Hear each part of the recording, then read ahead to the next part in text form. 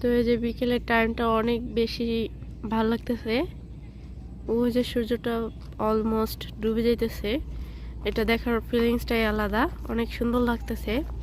তো এখানে আমরা অনেক সুন্দর সুন্দর পিকচার তুলছি। তো ওই যে হচ্ছে আমার হাজবেন্ড দাঁড়ায় আছে।